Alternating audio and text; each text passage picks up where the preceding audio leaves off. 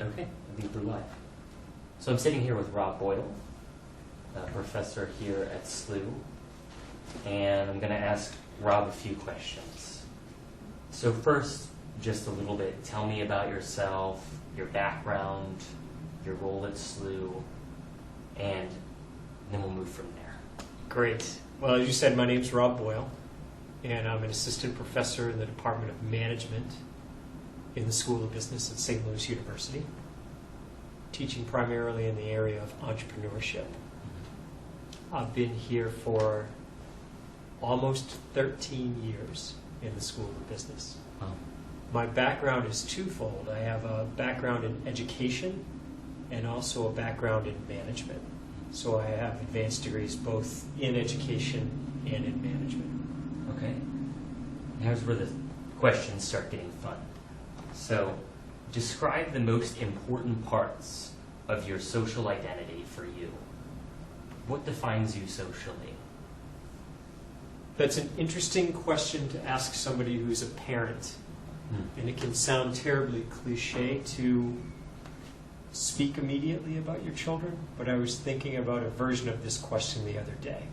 And I would have to say immediately, what defines me socially and in many other ways are my two daughters. Socially, in the sense that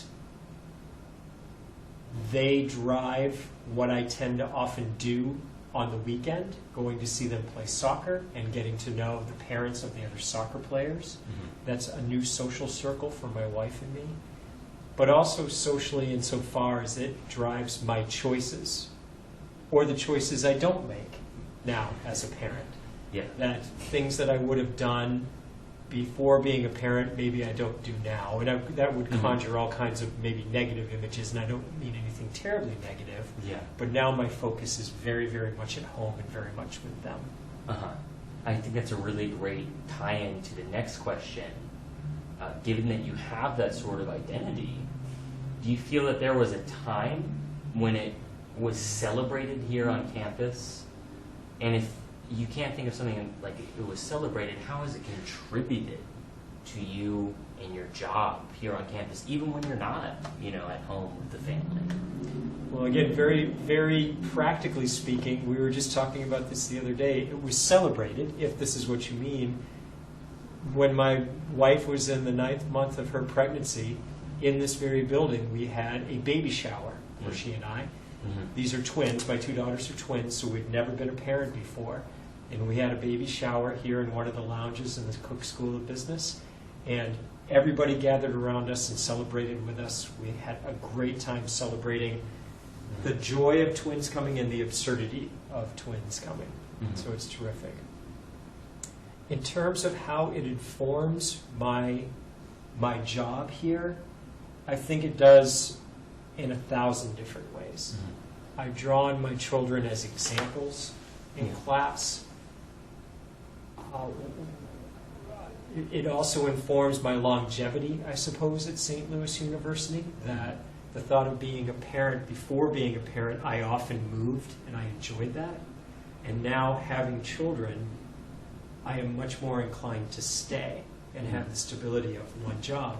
Yeah. I mentioned I've been here for 13 years, Derek, and I've never been, before being here, I've never been in a position for more than 3 years.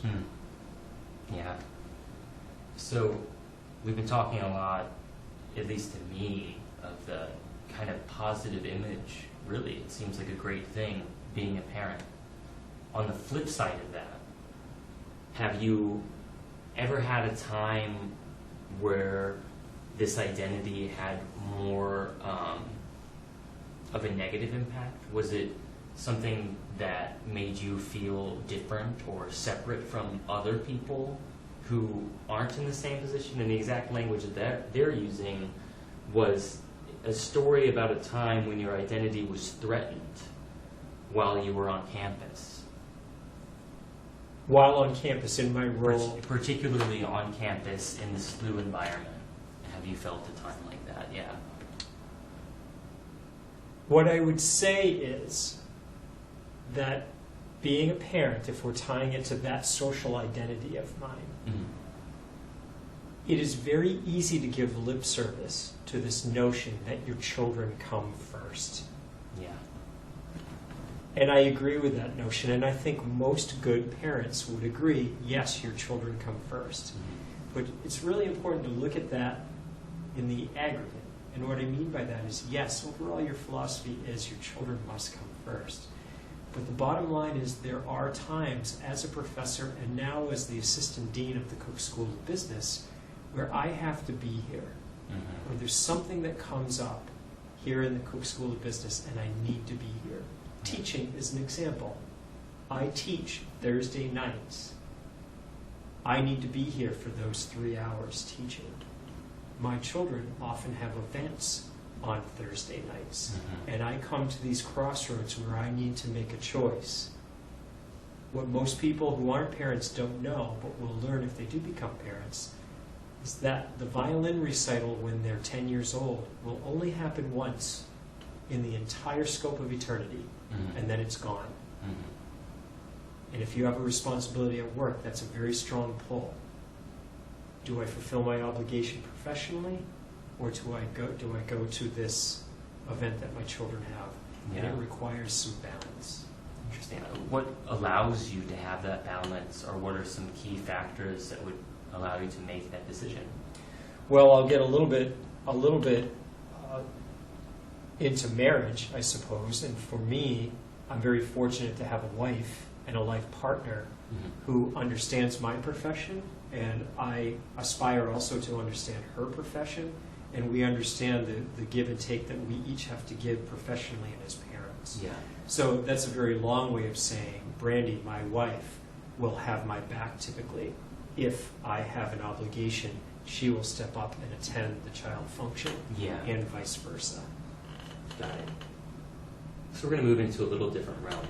How would you describe the culture at St. Louis University, particularly with regard to social identity and diversity? I'm a fan of the culture here, Yeah. and that's beyond my children. That's another reason that I have stayed at St. Louis University.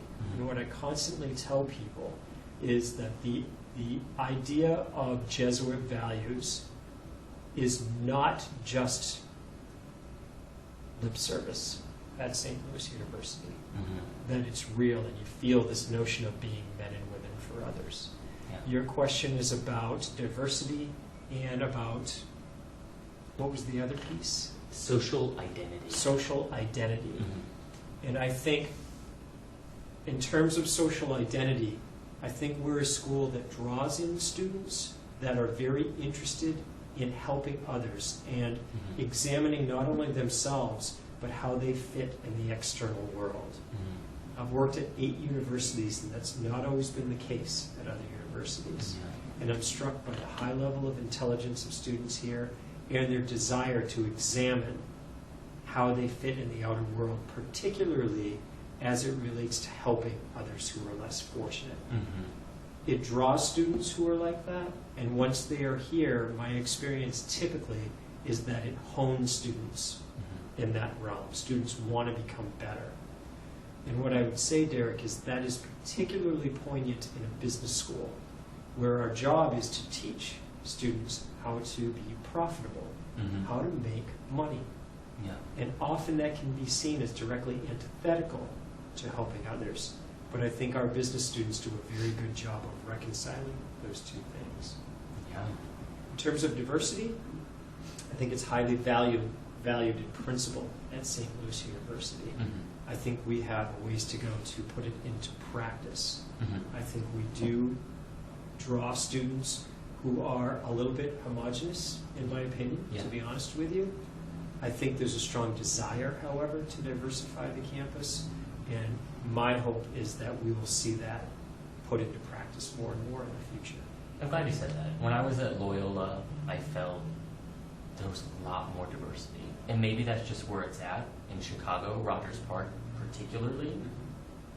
But do you think there's anything that SLU can do? I mean, the theory's there. But how do we move that theory into practice? It's a very easy answer to say and a little bit more of a challenging answer to implement. and that is young people look for mentors. In my experience, you look for people who look like you and who are in a life that you aspire to.